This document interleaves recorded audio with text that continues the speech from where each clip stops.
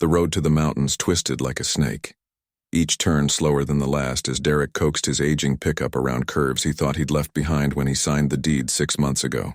The trip had taken nearly 2 hours longer than he remembered, partly because the roads demanded it, partly because his mind kept juggling renovation plans, budget numbers, and the smell of sawdust that still only existed in imagination. Buying the cabin sight unseen from photos had been both bold and desperate.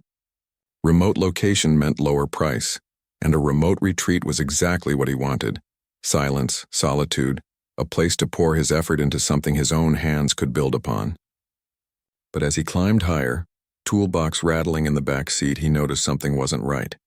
When he finally pulled into the gravel drive, the crooked deck and mountain view matched the listing pictures perfectly, but the parked sedan in front of the house did not. He sat motionless for a moment, keys clutched in his fingers. Had he taken a wrong turn? No. This was his place, the faded siding, the peeling railings. The same frame burned into his mind from hours of scrolling through photos before escrow closed. The nerves at the back of his neck tingled when he saw curtains flutter behind the glass panes. When he bought it, the windows had been bare, the cabin abandoned after the passing of the elderly Hendersons who once owned it. Yet now the house looked lived in, confidently lived in.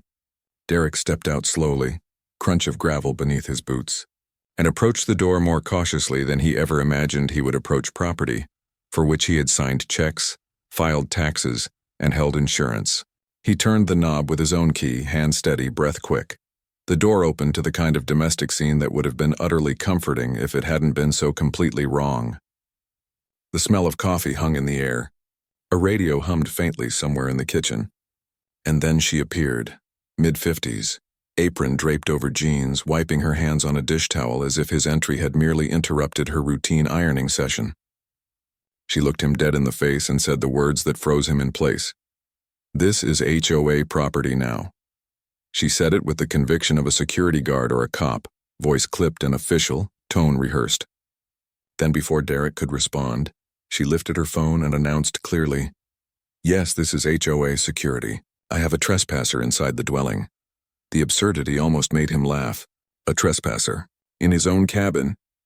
But laughter caught in his throat as he scanned the room. On the mantel, where his design sketches and tool list should have waited, family photographs he'd never seen smiled at him. Children, friends, life that wasn't his. The fridge door carried neatly taped grocery lists written in a careful hand. In the kitchen, bags of food bore labels with her name, M. Pierce. This wasn't the dusty, vacant house he'd bought. This was someone's home, established and confident, as if ownership had never changed hands. She moved toward the counter, waving what looked like a police badge, though the text revealed it was purely HOA, Design Review Board, Fire Safety Liaison. She introduced herself with dramatic certainty. Malene Pierce, Chair of Design Review Board, Oversight Liaison.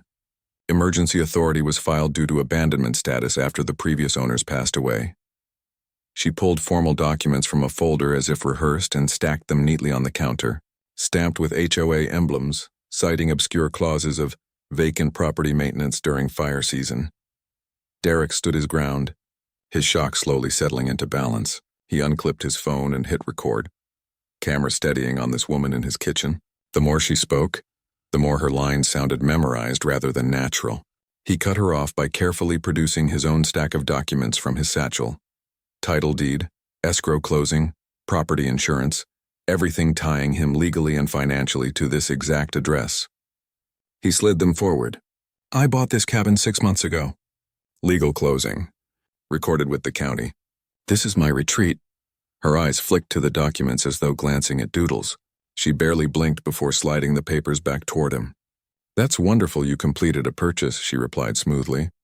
"But the property was already under HOA interim control at the time of sale. Abandonment status was filed before your closing was finalized. Emergency authority supersedes individual ownership during active fire risk conditions. Your purchase doesn't negate our oversight." Her language was slippery, practiced. For the first time, Derek felt the bizarre sensation of being an intruder in his own cabin. She had groceries in his fridge, clothes surely hanging in his closets, and a calm delivery that made his legal deed feel meaningless. He walked through the rooms with his phone camera capturing every detail, every sign of her life.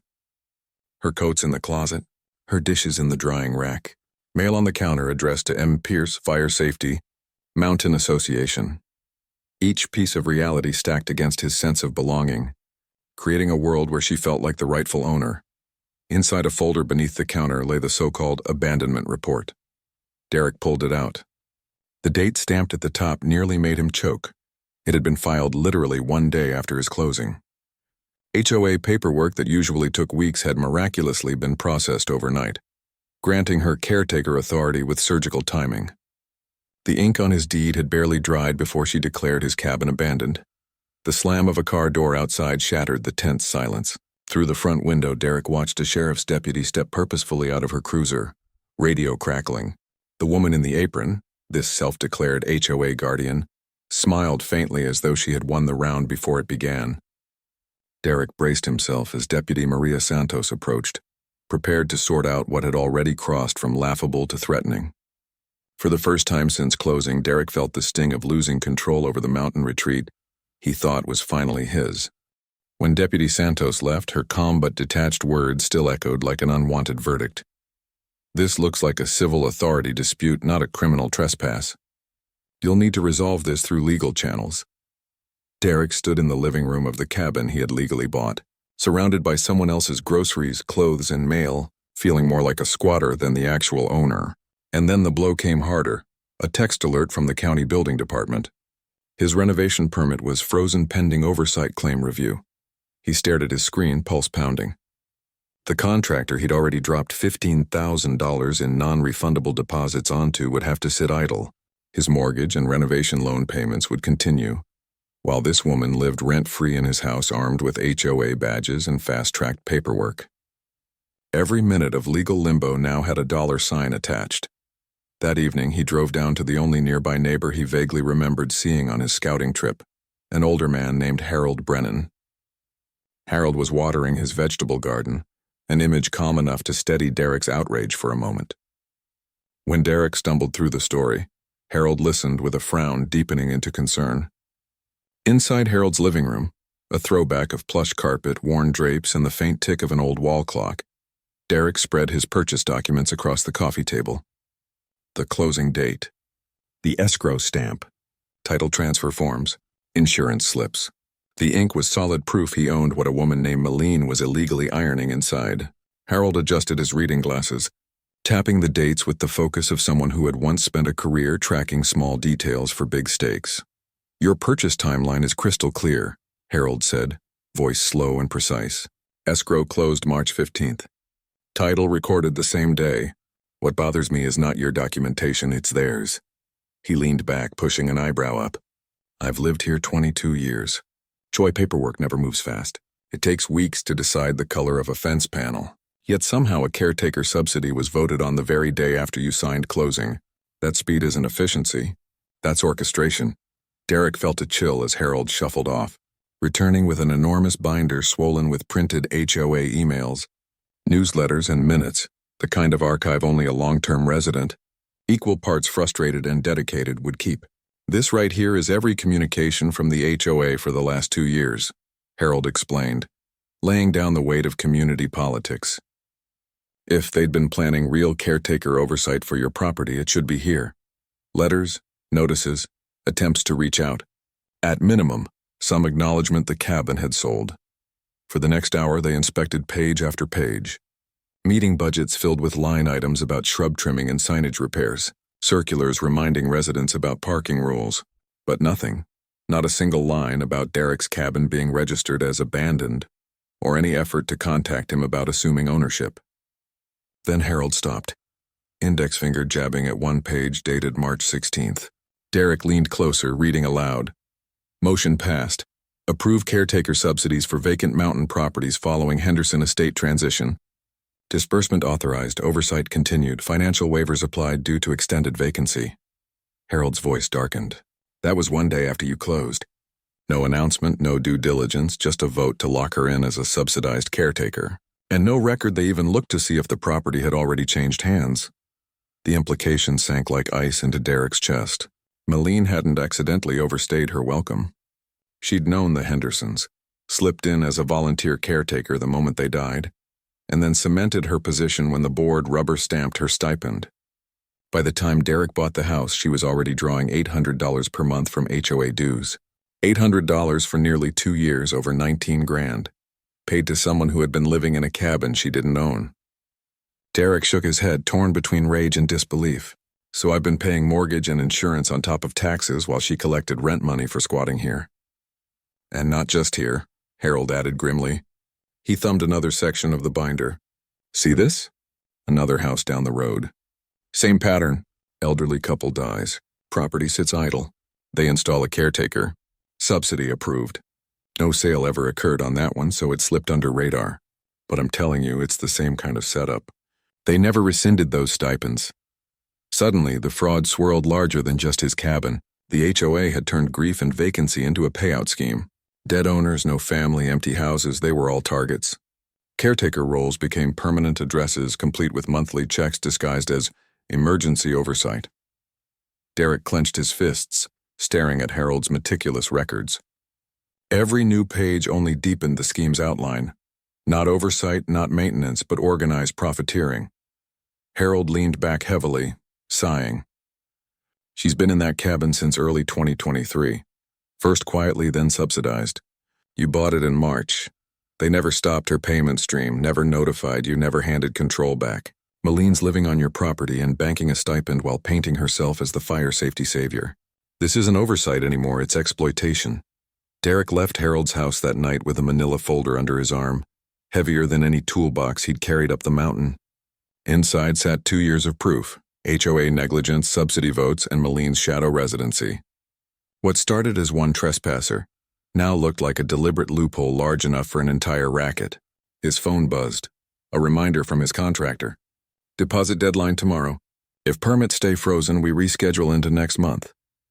Derek looked back toward the silhouette of his cabin against the misting peaks. It should have been his retreat. Instead, it was ground zero for a fraud deeper than he'd ever expected. He now had truth, a sharp neighbor, and documentation. But standing in Harold's driveway under mountain dusk, Derek realized Maline wasn't just a bold squatter. She was a smiling official face of a system designed to keep him out and keep her paid. That awareness hardened into resolve. This wasn't just his property fight anymore. This was a full-blown scheme he was about to drag into the light. The government office smelled faintly of burnt coffee and stale air conditioning, the kind of place where bureaucracy had lived so long it left a permanent film on the walls. Derek sat stiff in the hard plastic chair across from Inspector Williams's desk. Every document he owned spread neatly in front of him. Purchase contract, escrow papers, county title transfer, property tax receipts. He had rehearsed this conversation in the truck all morning, his words sharp with anger but tempered with the desperation of someone watching his financial life drain day by day. I am the legal owner, he stressed again, tapping his own name on the official deed. This isn't a mistake in paperwork. It's mine, plain and simple. Williams looked every bit the weary civil servant. Silver hair pulled back loosely, eyes rimmed with decades of case files, and a face that gave away almost nothing. He slowly shuffled through Derek's pages, nodding as if they were simply one more addition to an endless stack. Before he could respond, the sound of heels echoed down the corridor, quick and deliberate. Derek turned and his stomach tightened. Maline swept into the office like she belonged there. Gone were the cozy apron and dish towel. Today she wore a crisp navy business suit, tablet under one arm, leather binder tucked beneath the other. Every detail of her presentation screamed confidence. She smiled at Williams, not Derek, as if greeting an old colleague. Good morning. I'm Maline Pierce, HOA Fire Safety Liaison, Chair of Design Review Board, and Regulatory Documentation Officer. She spilled her titles like drops of ink across the floor, each designed to stain Derek's claim just a bit more. Without waiting, she slid the tablet onto Williams' desk and unlocked a neatly organized video reel. As you'll see, she began smoothly swiping through the images, this property has been under HOA oversight since the death of the Hendersons. Multiple hazard conditions were documented: fire concerns, electrical issues, structural vulnerabilities. This is not about ownership. It is about community safety. On the screen, photographs of scorched outlets, buckling railings, piles of dry brush appeared with alarming clarity. Each image looked urgent, like a property teetering on the edge of catastrophe. Derek's jaw clenched. He leaned forward, shoving his own papers toward Williams. None of that changes the fact that I purchased this house legally. Here, March 15th, escrow closed. County recorder's seal. Property taxes paid since day one. Tell me how her pictures erase this. Williams looked from paper to tablet, his brow furrowing. When he finally spoke, his voice was even, detached. The HOA does have interim authority for abandoned properties, particularly in fire-prone mountain regions. Normally, though, the sale of a property terminates that status automatically. The question here, he leaned back slightly, is whether unresolved hazards justify temporary continuation of HOA control despite your purchase. Maline's lips curled faintly. She tapped the screen again, zooming into a charred outlet faceplate. These aren't hypothetical, she insisted. Loose wires can spark fires. Piles of uncleared brush invite disaster. HOA oversight is necessary until hazards are resolved. Ownership doesn't mean safety. Derek's frustration twisted into disbelief. He knew the house wasn't perfect, it was decades old. But char marks on outlets, brush piled in neat circles. It looked staged. When were these photos taken? He asked, voice sharp. Maline hesitated fractionally, then replied too smoothly. Documented over several months. Derek caught the flicker in her eyes. He pressed harder. Timestamped them then. The inspector clicked through the properties, his own eyes narrowing as metadata popped up on the screen. Several photos were less than a week old. A few were no older than yesterday. Derek leaned back and folded his arms. Funny, he said loud enough for the tired inspector to hear. She's claiming 2 years of oversight, but her strongest evidence was taken after my renovation permit froze. Almost like she staged them when she knew this confrontation was coming. Williams remained silent, stacking both sets of evidence methodically. At last he closed the files and spoke with the flat deliberateness of someone used to splitting hairs. This is not a matter I can resolve in office. A site inspection will need to be scheduled. Both parties are to attend. My findings there will be final. The date was set for the next morning. Derek and Maline rose together, the only agreement they shared all day. She met his glance briefly, her smile a thin blade. When Williams sees it in person, she said as they crossed the parking lot, you'll look like the one who ignored fire safety. Not me. That night, Derek gathered with Harold, explaining the exchange in clipped sentences. Harold frowned deeply, stroking his chin. Her confidence doesn't come from hope, he said at last. She knows exactly what she's going to show him. That means she might already know what he'll find, or worse, she created something for him to find. His words sank heavy. Suddenly, Derek realized Maline wasn't just riding a loophole. She had moved beyond paperwork. She was playing with the property itself. The morning air bit sharp against Derek's face as he met Williams by the cabin deck. Maline arrived punctual, binder stuffed with notes, just like a lawyer prepping a closing argument. The inspector began his sweep with stern professionalism. First stop, the deck railing. Maline moved forward eagerly, gripping a post and wobbling it until the loose bolts squeaked visibly. See the instability, she announced loud enough for Williams and Harold, now filming on his phone, to hear. Derek knelt, heart pounding, examining the joint. The bolts weren't broken or rusted. They had been deliberately loosened, finger tight on each side like someone had backspun them recently. He pointed it out quietly to Williams, who tested them himself and nodded. Tightening would resolve this immediately, the inspector remarked, writing carefully in his notes. Maline moved to her next trick, outlets scorched in photographs. But in person, Williams removed the cover plate and found wiring clean, intact, no signs of burns. Derek stepped closer to compare photo to reality. Fresh scratches on the plate edges suggested someone had tampered for the shot. Harold filmed steadily, muttering, "She's manufacturing fixes instead of recording problems." As they moved room by room, the pattern repeated, evidence exaggerated. Hazard staged, brush piled in suspiciously neat rows. It all smelled of theater, not neglect. Derek's pulse quickened. If Williams could really see through this, everything would begin to unravel. The turning point came in the kitchen.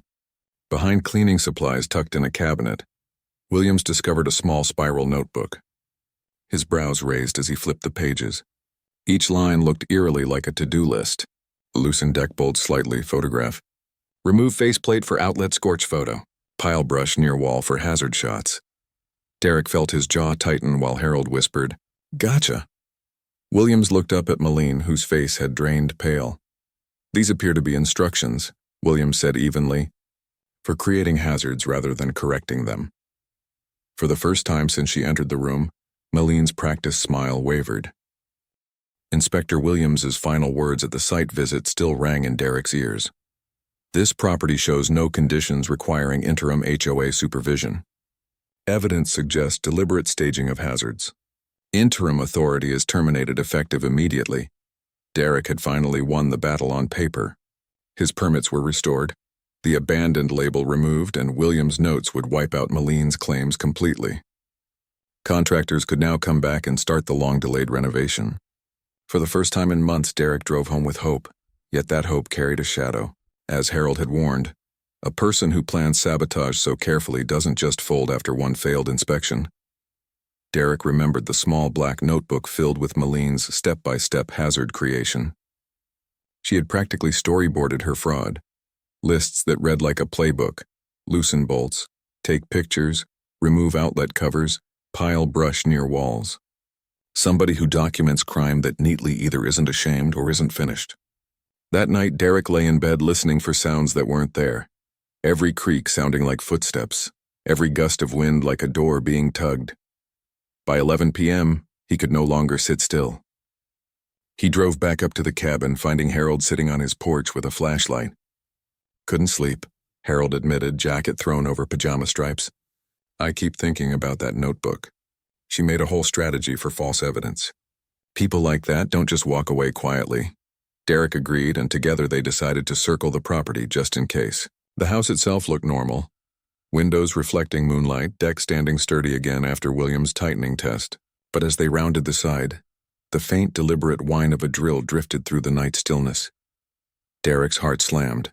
He grabbed Harold's arm, and together they crept closer. Behind the cabin, crouched in the shadows near the deck supports, was Maline, still dressed in her neat slacks and cardigan, but now clutching a cordless drill in one hand and a small saw in the other. Shavings of fresh wood scattered across the ground beneath her. Her jaw was clenched, movements precise and hurried, as she methodically cut through the very beams that held up the cabin's rear platform. "She's not staging photos this time," Harold whispered, horror tightening his voice. "She's actually sawing support beams. If someone stepped there tomorrow, that whole deck could collapse."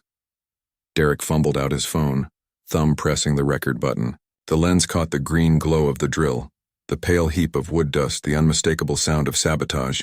Adrenaline surged. He dialed 911 with his free hand while trying to keep his voice low but clear. "This is Derek Lawson. I need emergency response. Someone is vandalizing my property, cutting through load-bearing supports. Immediate danger of collapse," the dispatcher confirmed. A deputy was en route. Derek kept recording, stepping forward just enough to ensure Maline knew she was caught. She turned at the sound of his voice, eyes flashing in the beam of Harold's flashlight. Her face collapsed from calculated confidence to raw panic. In that moment, she looked less like an official and more like a desperate intruder. "What are you doing?" Derek demanded, camera steady. Maline stammered quickly, words tumbling out. "I was documenting safety risks the inspector missed. These beams are weak. I was just checking them." Her explanation shriveled against the undeniable sight. Bolts and beams freshly cut, wood still curling off the edges. Harold stepped forward, flashlight revealing the crime. "Don't lie. You're sawing through supports. That's not maintenance, that's sabotage." She dropped the drill, backing toward the tree line, but Harold shook his head. "Only one pathway out of here," he muttered. "She'll have to come back this way." And indeed, moments later, she emerged from the shadows, cornered between the slope and the trees, running straight into Derek's phone camera again. Within minutes, Deputy Santos's cruiser lit up the driveway, headlights cutting across the cabin's walls. She strode briskly up, flashlight sweeping while her body camera beeped alive. Derek showed her the ongoing recording on his phone. Harold pointed to the half-severed beams, and Maline stood pressed against the deck post, hands trembling. Santos examined the damage closely, running her fingers over the raw cuts in the pile of debris. Her voice was firm, sharp as steel. "This is not hazard discovery. This is deliberate property damage designed to cause collapse. Reckless endangerment at minimum. Criminal mischief without doubt." She turned to Maline. "Put the tools down and step away from the structure." Derek's phone continued streaming as Santos cuffed Maline, reading her rights in crisp syllables. You understand anything you say can and will be used against you. Malene tried one final protest, voice shaking. I was protecting the community, ensuring safety. The owner is inexperienced, irresponsible. Someone has to stop him. But the evidence was undeniable. Freshly cut wood beams, a notebook full of planned sabotage strategies, live recordings, witnesses. Deputy Santos tightened the cuffs. You're under arrest for reckless endangerment and willful property destruction. You've crossed the line from civil dispute into criminal sabotage. As the cruiser drove away into the night, Derek stood staring at the wounded deck supports. The beams sagged slightly where her saw had bitten. Tomorrow, contractors would have walked across them, carrying lumber, tools, maybe even heavy equipment. The deck could have collapsed under weight, injuring or killing somebody. It wasn't just about fraud anymore. She had been willing to create real danger to preserve her control. Harold put a hand on Derek's shoulder, voice low but steady. She was ready to hurt people to keep her scheme alive. That's what makes her dangerous. But you caught her tonight. And now the law has the evidence, Derek exhaled, shaking, realizing how close it had come, not just to losing money, but to losing lives. What began with a paper notice and staged photos had escalated to sabotage with a drill in the middle of the night. And though she was in custody now, Derek couldn't shake the sense this wasn't just a personal feud. This was a system, a scheme that others could still be pulling elsewhere in the mountains. Standing on the gravel at 2 a.m., flashlight beams skimming the broken wood, Derek understood. This war with Malene had crossed its final threshold. No more tricks, no more bluffing authority. It was now officially criminal. 3 weeks later, Derek stood in the courthouse hallway, his hand resting on the familiar manila folder of documents that had followed him like a shadow since the first day he stepped onto his cabin's porch. The folder had swollen with evidence: purchase contracts, county records, photographs of staged hazards, and screenshots of Harold's live stream. But today wasn't about proving ownership anymore. It was about accountability. Harold sat beside him on the hard bench, flipping through his witness statement with quiet precision.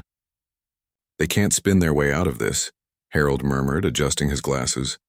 Not with videos, inspector testimony, and that notebook of hers. Derek nodded, but an anxious rhythm thrummed in his chest. He'd been waiting for this moment for months, and part of him still couldn't believe it was finally here. When the bailiff called the case, they entered the courtroom together. The sight of Malene struck Derek like cold water. This was no longer the confident woman in business suits and HOA credentials. No badge, no binder, no tablet to hide behind. Just an orange jumpsuit and wrists bound by steel cuffs. Her face, once sharpened with rehearsed authority, was pale and drawn. The local news camera in the back zoomed in on her as the prosecutor rose, outlining the charges. Fraudulent claims to county officials, unauthorized occupancy, theft of HOA funds, deliberate property damage intended to cause collapse, reckless endangerment of contractors and future occupants. Each charge landed like a hammer, building an inescapable rhythm toward a verdict already etched into the wood of the judge's bench. Malene's attorney attempted a different narrative. She had, he argued, acted in good faith, motivated by genuine community concern. Mountain homes were dangerous when abandoned. Fire risk was real. She had stepped up where no one else would, endured hardship to keep the property safe. Her methods, however misguided, were rooted in responsibility. He gestured toward photographs of her cleaning routines, neatly organized meal plans, and even her notes about maintenance. She was a protector, not a predator, he tried to insist. But the evidence told a louder story. The notebook discovered during inspection showed specific plans not to protect, but to fabricate danger. Loosen railing bolts photographed before anyone tightens them back. Remove outlet plates, create scorch marks. This wasn't protection, it was performance. And when the inspector himself took the stand, his testimony carried the weight of authority beyond doubt. The hazards submitted by Ms. Pierce were manufactured, he declared. In my professional judgment, this was intentional misrepresentation to extend her interim authority. Derek testified too, explaining the timeline of purchase. The frozen permits, the contractor deposits lost. Harold's turn came next, his voice steady as he described 22 years of HOA meetings, minutes, financial ledgers, and how Malene's stipend had been approved improperly, one day after Derek legally recorded ownership. I can confirm, Harold told the court. She has collected over $19,000 of community funds for unauthorized occupancy of property she did not own. The judge's expression sharpened. When it came time for sentencing, his words cut clean. He described how Malene had exploited caretaker authority intended for good, twisting it into personal enrichment. How she had escalated from interim occupancy into fraudulent sabotage, willing to endanger others, and how her actions amounted to a betrayal of both the HOA's trust and the legal rights of a homeowner. Finally, his gavel struck. 18 months in jail, 2 years probation. Restitution ordered in full. Repayment of the $19,000 stipend, plus Derek's delayed mortgage costs, contractor rescheduling fees, and the structural repairs from her sabotage. The total, nearly $40,000 in reimbursement. A permanent restraining order was also imposed, forbidding her from involvement with Derek's property or any leadership role in the association. The HOA itself did not walk free.